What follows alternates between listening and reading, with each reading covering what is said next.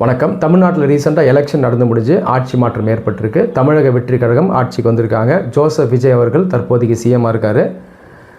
தமிழக வெற்றி கழகம் பார்த்திங்கன்னா நிறைய பாராட்டுகளும் வருது, விமர்சனங்கள் வருது, அதே நேரத்தில் சில குற்றச்சாட்டுகளும் வருது. டிவிகே கவர்மெண்ட் தற்போதைக்கு என்ன சொல்கிறாங்கன்னா, மக்களுக்கு நல்லது செய்ய தான் வந்தோம், நல்ல ஆட்சியை கொடுக்குறோம். அதே நேரத்தில் எங்களுடைய மினிஸ்டர்ஸ் நிறைய பேருக்கு எக்ஸ்பீரியன்ஸ் அந்தளவுக்கு இல்லை, நிறைய பேர் யங்ஸ்டர்ஸாக இருக்காங்க, அதனால் எங்களுக்கு கொஞ்சம் கால அவகாசம் கொடுங்க, நாங்கள் கண்டிப்பாக டெலிவர் பண்ணுறோம் அப்படின்னு சொல்கிறாங்க. சரி, இவங்க சொல்கிறது நியாயமான ஒரு விஷயமா, நியாயமான கோரிக்கையா அப்படின்னா எந்த அளவுக்கு கால அவகாசம் கொடுக்கலாம், இதை பற்றி பேசுங்க அப்படின்னு நிறைய யங்ஸ்டர்ஸ் என்கிட்ட கேட்டிருந்தாங்க. இதுதான் நம்ம இந்த வீடியோவில் டிஸ்கஸ் பண்ண போகிறோம். எந்த ஒரு பர்டிகுலர் பார்ட்டிக்கு சப்போர்ட் பண்ணுறதோ அப்போஸ் பண்ணுறதோ நம்முடைய வேலை கிடையாது. உண்மையான அரசியல் என்ன அப்படின்றத மக்கள்கிட்ட கொண்டு போய் சேர்க்கணும் அப்படின்றதான் என்னுடைய நோக்கம். தயவுசெய்து வீடியோவை ஃபுல்லாக லிசன் பண்ணுங்கள். சரி, டிவிகே கவர்மெண்ட் கால அவகாசம் கேட்குறாங்க. இது சரியானதா? எந்த அளவுக்கு அவகாசம் கொடுக்கலாம்? இதை தெரிஞ்சுக்கிறதுக்கு முன்னாடி நம்ம மக்களாட்சியை பற்றி சில விஷயங்களை ஃபஸ்ட் நம்ம தெரிஞ்சுக்கணும். ஒரு முக்கியமான கான்செப்ட் என்ன, பார்லிமெண்ட்ரி டெமோக்ரஸி. இதை நான் எக்ஸ்பிளைன் பண்ணுறேன், அப்போ தான் உங்களுக்கு ஃபர்தராக புரியும். டெமோக்ரஸின்றது மக்களாட்சி. இந்த டெமோக்ரஸிக்குள்ளே ரெண்டு கான்செப்ட் இருக்குது. ஒன்று டைரக்ட் டெமோக்ரஸி, இன்னொன்று இன்டைரக்ட் டெமோக்ரஸி. டைரக்ட் டெமோக்ரஸின்றது மக்கள் கையில் தான் ஆட்சி அதிகாரம் இருக்கும், ஆனால் அவங்களே நேரடியாக ஆட்சி பண்ணுவாங்க. அதாவது அவங்க மக்களாகவும் இருப்பாங்க, ஆட்சியாளர்களாகவும் இருப்பாங்க. இந்த சிஸ்டம் வந்து ஏன்ஷியன்ட் பீரியடில் இருந்தது. உதாரணத்துக்கு கிரீஸில், ரோமில் இருந்தது. இன்றைக்கி வந்து அது இல்லை. காரணம் என்னென்னா, அந்த காலத்தில் நாடுகள் ரொம்ப சின்னதாக இருக்கும், ஜனத்தொகை கம்மியாக இருக்கும், மக்களுக்கு டைம் நிறையா இருக்கும், அரசியல் பேசிகிட்டே இருப்பாங்க. ஸோ அவங்களே ஈஸியாக ஆட்சி பண்ணிக்கிட்டாங்க.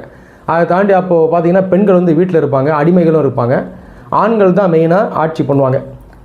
ஆனால் இன்றைக்கி வந்து இது சாத்தியம் இல்லை. காரணம் என்னென்னா, நாடுகளுக்குள்ளே ஜனத்தொகை அதிகம்.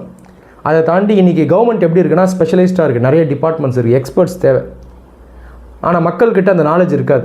மக்கள்லாம் எக்ஸ்பர்ட்ஸாக இருக்க மாட்டாங்க, ஒரு டைமும் இன்றைக்கி இல்லை. அதனால் நேரடியாக மக்கள் அவங்களே ஆட்சி பண்ண முடியாது, இன்டைரக்டாக தான் பண்ண முடியும். இந்த கான்செப்ட் பேர் இன்டைரக்ட் டெமோக்ரஸி. இதை ரெப்ரசன்டேட்டிவ் டெமோக்ரஸி அப்படின்னு சொல்லுவாங்க.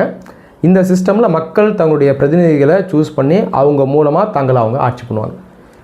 இன்றைக்கி இருக்கிற எல்லா நாடுகளுமே இன்டைரக்ட் அல்லது ரெப்ரசன்டேட்டிவ் டெமோக்ரஸி தான். இந்தியா உட்பட இந்தியாவில் இருக்கிற சென்ட்ரல் கவர்மெண்ட்டும் இன்டைரக்ட் டெமோக்ரஸி தான், ஸ்டேட் கவர்மெண்ட்ஸும் இன்டைரக்ட் டெமோக்ரஸி தான். இந்த இன்டைரக்ட் டெமோக்ரஸிக்குள்ளே பார்லிமெண்ட்ரி டெமோக்ரஸின்ற ஒரு சிஸ்டம் இருக்குது. பார்லிமெண்ட்ரி டெமோக்ரஸியில் ரெண்டு அதிகார மையம் இருக்கும். ஒன்று பொலிட்டிக்கல் எக்ஸிக்யூட்டிவ், இன்னொன்று பெர்மனன்ட் எக்ஸிக்யூட்டிவ். பொலிட்டிக்கல் எக்ஸிக்யூட்டிவ் யாருன்னா அரசியல்வாதிகள், அவங்க கையில் அதிகாரம் இருக்கும். உதாரணத்துக்கு பிரைம் மினிஸ்டர், சிஎம், மினிஸ்டர்ஸ், இவங்க கையில் ஐடியாலஜி இருக்கும், சித்தாந்தம் இருக்கும், ஒரு விஷனும் இருக்கும், பார்வை இருக்கும். இதன் மூலமாக அவங்க ஆட்சி செய்வாங்க, கொள்கைகளை கொண்டு வருவாங்க. இவங்களை யார் ஹெல்ப் பண்ணுவான்னா, பெர்மனன்ட் எக்ஸிக்யூட்டிவ்னு சொல்லக்கூடிய அதிகாரிகள், சிவில் சர்வன்ட்ஸ். அந்த கொள்கையை கொண்டு வரதில் அவங்க ஹெல்ப் பண்ணுவாங்க, அந்த கொள்கையை அவங்க இம்ப்ளிமெண்ட்டும் பண்ணுவாங்க. இதுதான் அவங்களோட வேலை. எந்த கட்சியாக இருந்தாலும் சித்தாந்தத்தை தாண்டி அவங்க நியூட்ரலாக ஒர்க் பண்ணணும். இதுதான் சிவில் சர்வன்ட்ஸுடைய duty. Political executive, permanent executive, அவங்களுக்குள்ளே இருக்க ரிலேஷன்ஷிப் பார்த்திங்கன்னா காம்ப்ளிமெண்ட்ரி. சினிமாவில் காட்டுற மாதிரி கிடையாது. சினிமாவில் பார்த்திங்கன்னா அதிகாரி நல்லவர், பாலிட்டிஷியன் கெட்டவர்னு காட்டுவாங்க. ஆனால் அது உண்மை கிடையாது. ரெண்டு பேரும் சேர்ந்து இணைஞ்சு வேலை செஞ்சால் தான் அவங்க வந்து சரியான ஆட்சியை கொடுக்க முடியும். ஸோ இதை நீங்கள் நல்லா புரிஞ்சுங்க. இப்போ நான் டிவிகே கவர்மெண்ட்டுக்கு வரேன். இப்போ டிவிகே கவர்மெண்ட் வந்து ஆட்சி அமைச்சிருக்காங்க, கால அவகாசம் கொடுங்கன்னு கேட்குறாங்க. இப்போது எலெக்ஷன் நடக்கிறதுக்கு முன்னாடி இவங்கெல்லாம் அரசியல்வாதிகளாக தான் இருந்திருப்பாங்க, கரெக்டாக? சிஎம், மினிஸ்டர்ஸ் எல்லாமே. ஸோ குறைஞ்சபட்சம் ஐடியாலஜி இருக்கணும், விஷன் இருக்கணும். இதுவே எனக்கு கிடையாது, இதையே நான் இனிமேல் தான் கற்றுக்க போகிறேன், கால அவகாசம் கொடுங்கன்னு கேட்டாங்கன்னா அது தப்பு. அதை நம்ம நல்லா புரிஞ்சுக்கணும். ஆனால் ப்ராக்டிக்கலாக ஒர்க் பண்ணுறதுக்கு நான் சில விஷயத்தை லேர்ன் பண்ணணும், டைம் கொடுங்க அப்படின்னு கேட்குறாங்கன்னா அது நியாயமானது. ஸோ இங்கே நமக்கு புரிதல் தேவை. இரண்டாவது, பொதுவாகவே இந்தியாவில் ஆட்சி எப்படி இருக்கும்னா டாப் டவுனாக இருக்கும், மேலேருந்து தான் முடிவுகள் எடுப்பாங்க. ஆனால் இது வந்து பத்தாது. சொல்லப்போனால் இது வந்து தவறான முறை. பாட்டம் அப்பும் தேவை, மேலேருந்து கீழே, கீழேருந்து மேலே. இந்த பாட்டம் அப்பை பற்றி யார் பேசுகிறான்னா காந்தி பேசியிருக்காரு, கால் மார்க்ஸ் பேசியிருக்காரு. அரசியல்வாதிகள் மட்டுமே மேலேருந்து முடிவெடுத்து அது நியாயமாக இருக்காது. மக்களையும் அவங்க ஸ்டேக் ஹோல்டர்ஸாக சேர்த்துக்கணும். புரியுதா? இதுதான் உண்மையான டெமோக்ரஸி. எலெக்ஷன் 5 வருஷத்துக்கு ஒரு முறை தான் நடக்கும். அதை தாண்டி தொடர்ந்து 5 வருஷமே மக்களும் வந்து கவர்மெண்ட்டில் ஒரு பார்ட்டாக இருக்கணும். உதாரணத்துக்கு ஒரு பாலிசி கொண்டு வராங்க, ஸ்கீம் கொண்டு வராங்கன்னா அது எங்களுக்கு எப்படி நீங்கள் வடிவமைச்சிங்கன்னா நல்லா இருக்குன்றதை மக்களே சொல்லணும். இதுதான் பார்ட்டிசிபேட்டரி டெமோக்ரஸின்னு சொல்லுவாங்க. ஸோ இது வந்து இந்தியாவில் வீக்காக இருக்குது. இந்த பார்ட்டிசிபேட்டரி டெமோக்ரஸியை வச்சு டிவிகே கவர்மெண்ட் ஒர்க் பண்ணாங்கன்னா அது பெட்டராக இருக்கும், அது ஒர்க் பண்ணுவாங்க அப்படின்னு நான் நம்புகிறேன். வெயிட் பண்ணி பார்க்கலாம். ஒரு சில நடவடிக்கைகளை பாசிட்டிவாக எடுத்திருக்காங்க, நான் பாராட்டுறேன். உதாரணத்துக்கு அந்த கட்சி பார்த்தீங்கன்னா மக்கள் கிட்ட ஐடியாஸ் வாங்குறாங்க. அஃபிஷியலாக ஒரு இமெயில் ஐடி வச்சுருக்காங்க. நானுமே நிறைய ஐடியாஸ் கொடுத்தேன் லாஸ்ட் 2 வீக்ஸாக. நான் எப்போயுமே ஐடியாஸ் கொடுப்பேன், எந்த கவர்மெண்ட் வந்தாலும். கடந்த 14 வருஷமாக நான் பண்ணுறேன். ஸோ இதை நான் தொடர்ந்து பண்ணிட்டு வரேன். ஸோ இது வந்து ஒரு பாசிட்டிவ் டெவலப்மெண்ட்டாக நான் பார்க்குறேன்.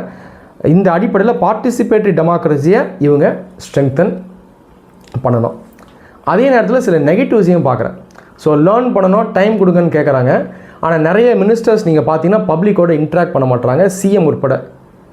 சிஎம் வந்து இப்போ வரைக்கும் மீடியாவோட பேசலை. இதெல்லாம் வந்து நெகட்டிவ்ஸ். ஸோ இதுலேயும் இவங்க ஒர்க் பண்ணணும்.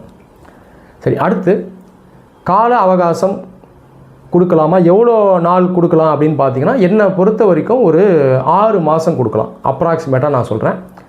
அதை தாண்டி அவங்க நிறைய கேட்குறது நியாயமாக இருக்காது. காரணம் என்னென்னா, இதுக்கு முன்னாடி இந்த கவர்மெண்ட் வந்து சில பாலிசிஸை நல்லாவே இம்ப்ளிமெண்ட் பண்ணியிருப்பாங்க.